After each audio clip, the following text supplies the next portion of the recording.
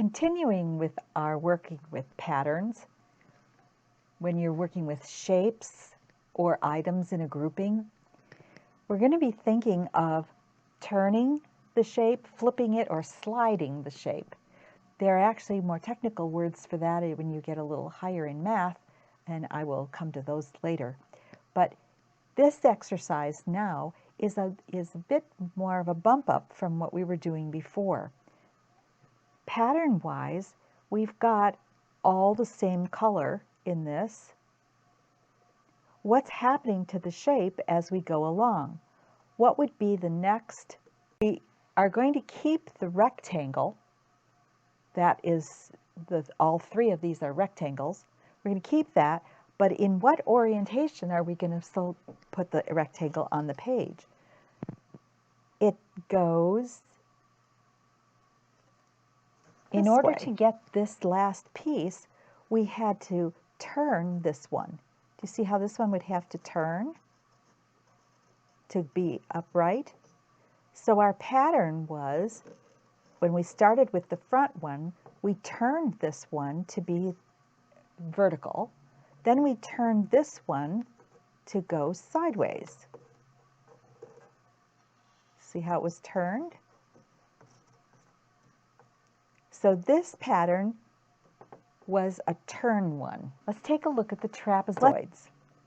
In this case, we have a trapezoid that has the smaller base on the top. In order to get from this one to this one, all we did is slide it. We just slid it over because we didn't need to turn it at all. It was the same orientation. So this one was a slide. When we got to the third trapezoid, however, it turned around. We had to take this trapezoid and turn it 1, 2 times in order to get the small base down. So we did a turn from the second to the third. So this was slide, turn. Now from here to here, we did a slide. What would be the next in this series? How would the trapezoid have to look?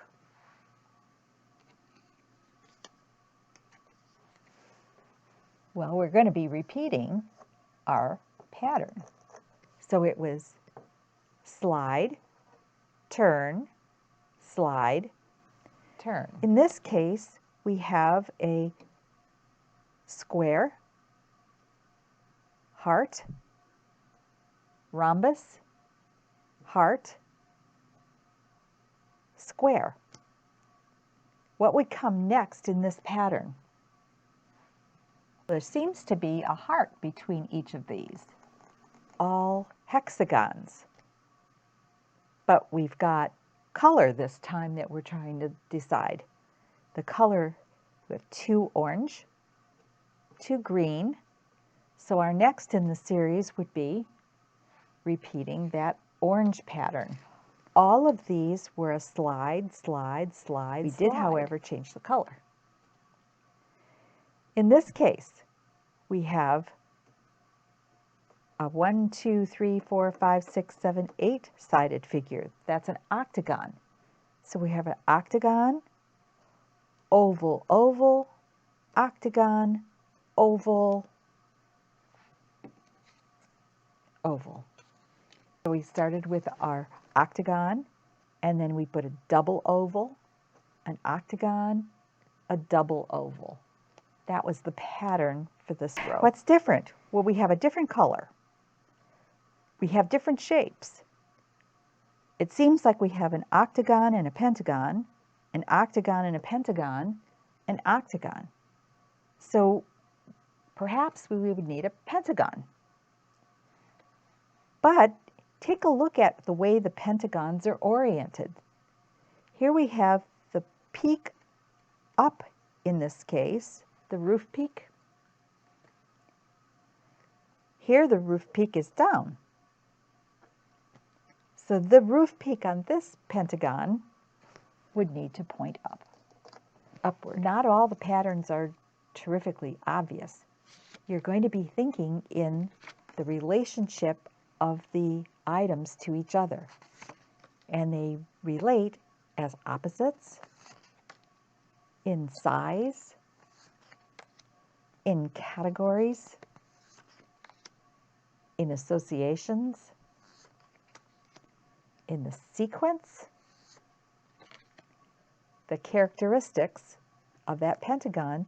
The characteristics were flipped in this case. Every other, they got flipped. The family, different shapes within. Here we have a family of octagons with a family of ovals and kinds.